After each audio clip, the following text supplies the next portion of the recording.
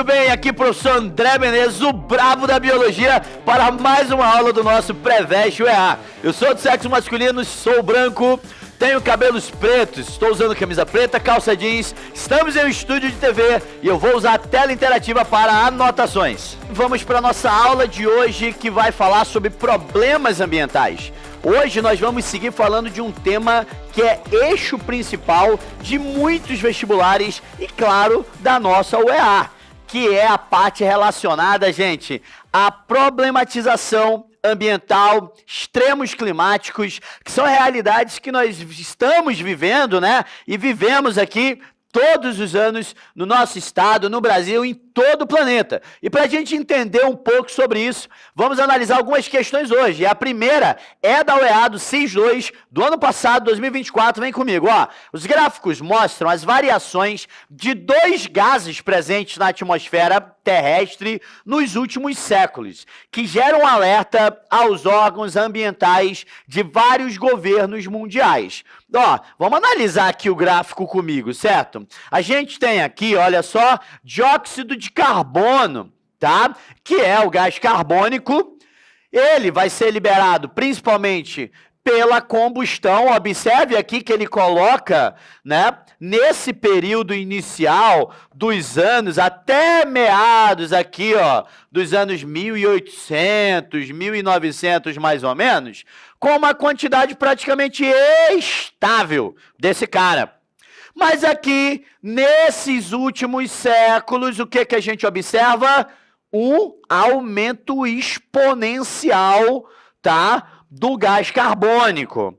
Mesma coisa acontece, observando o gráfico, com o óxido nitroso, que também vai ser liberado, né, por esses processos de combustão. Olha só, o gráfico ele se mantém estável até mais ou menos a mesma época, quando, mais uma vez, um aumento exponencial desse cara. E aí vem a pergunta, o que aconteceu aqui por volta, né, de 1800, 1900, que fez com que a quantidade não só de gás carbônico, mas de óxido nitroso começasse a aumentar exponencialmente, né? E aí a gente já começa a imaginar muitas coisas ao ler esse gráfico. Principalmente o quê? Industrialização, período industrial, uso de petróleo como combustíveis e assim por diante. Então, a tua cabeça, tu tá lendo a questão, tu já tá maquinando, já tá pensando ali nas tuas alternativas e nas tuas respostas, tá? É desse jeito que tem que funcionar a mente do nosso vestibulando. Bora para as nossas alternativas. Elas dizem o seguinte: os aumentos dos dois gases atmosféricos indicados nos gráficos originam-se principalmente, letra A, ruptura das placas tectônicas que libera gases no magma. Você acha que foi isso que aconteceu, gente? Finalzinho ali dos anos 1900?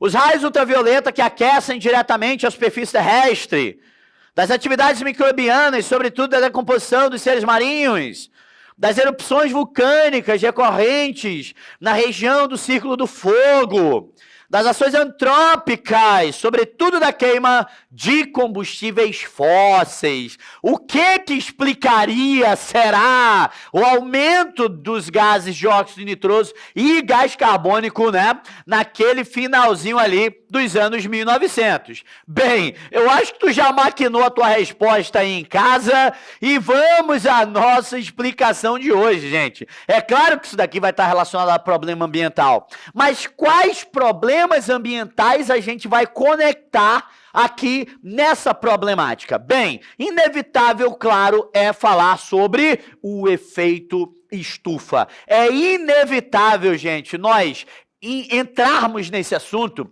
sem falarmos dessa problemática que é hoje a principal problemática do eixo climático do nosso planeta. Mas entender o que é exatamente o efeito estufa. Galera, a radiação solar, ela emite, tá, vários tipos de raios, certo?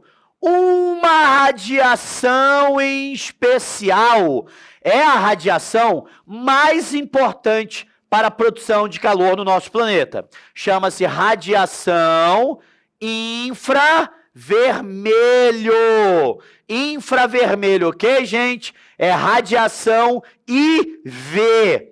Esquece ultravioleta. O ultravioleta não tem nada a ver com o efeito estufa. Nada. O ultravioleta é aquela radiação mutagênica, né, que é importante para a produção da vitamina D na nossa pele. Essa pode dar câncer de pele, mas não tem nada a ver com o efeito estufa. Esquece ela.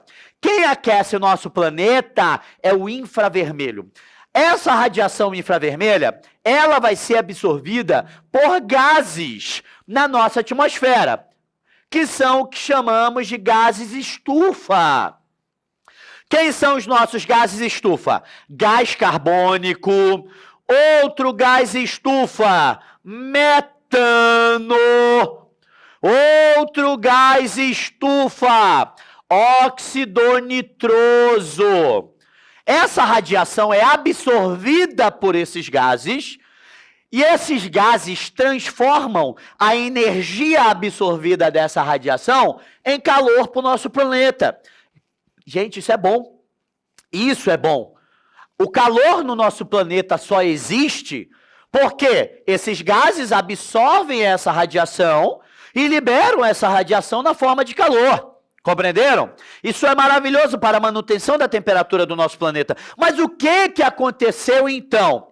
O homem, a partir do momento que usa o petróleo e matéria orgânica de outras fontes para a produção de energia, aí entra, né, período da industrialização, o uso do petróleo, carvão, né, mineral e assim por diante.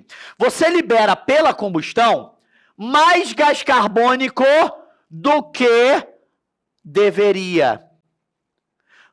Mais óxido nitroso do que deveria.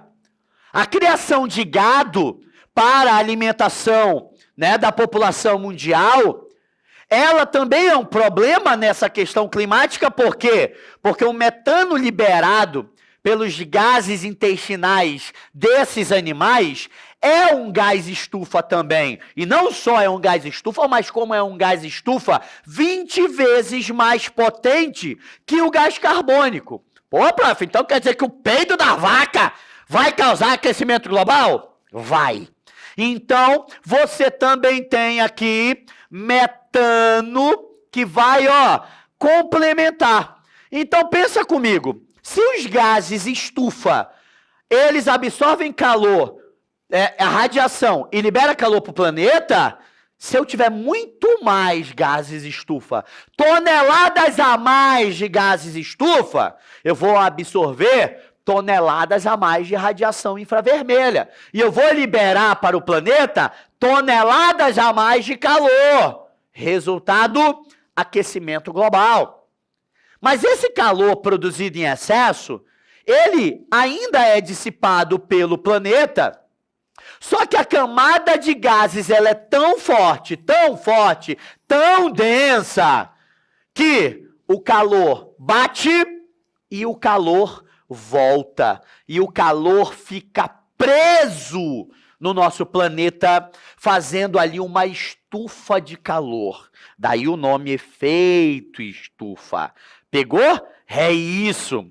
E quais são as ações antrópicas que nós temos para a potencialização do efeito estufa? E aí nós vamos ter, obviamente, os problemas relacionados a queimadas. As queimadas ambientais, gente, são realmente um problema, porque a partir do momento que você desmata, que você retira a cobertura vegetal, você está retirando o cara que consegue retirar o gás carbônico da atmosfera e está pegando todo aquele carbono da vegetação e aumentando a quantidade de gás carbônico para a atmosfera. Um outro fator que a gente também pode destacar é, obviamente, a criação de gado. Veja bem, a criação de gado é um outro fator importante.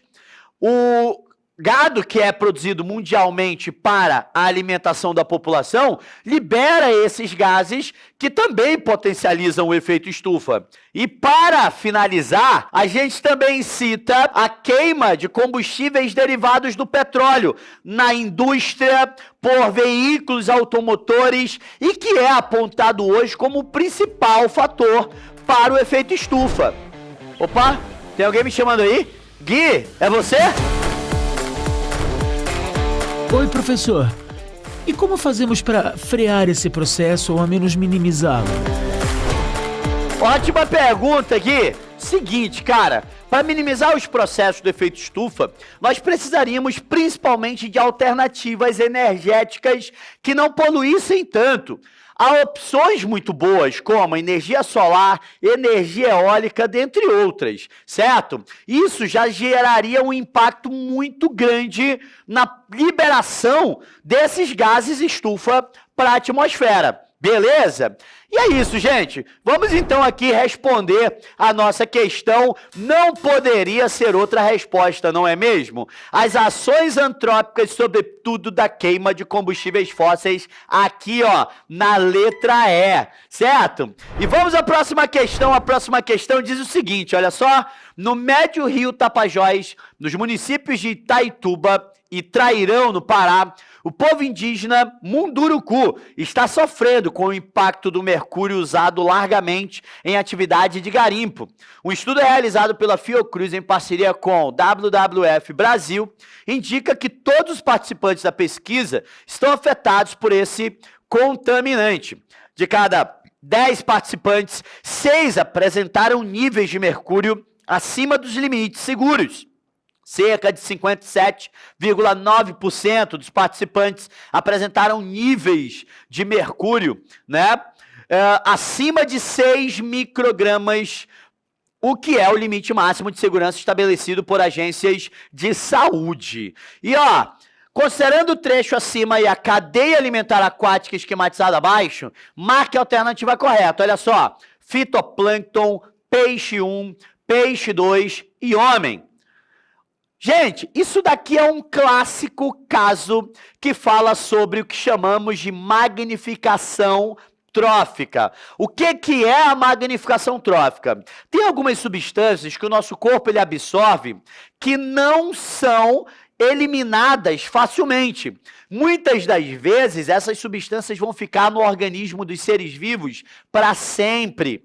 É um exemplo de alguns metais pesados, como mercúrio, o uso de inseticidas à base de DDT, que são comuns em alguns agrotóxicos, também podem gerar esse acúmulo.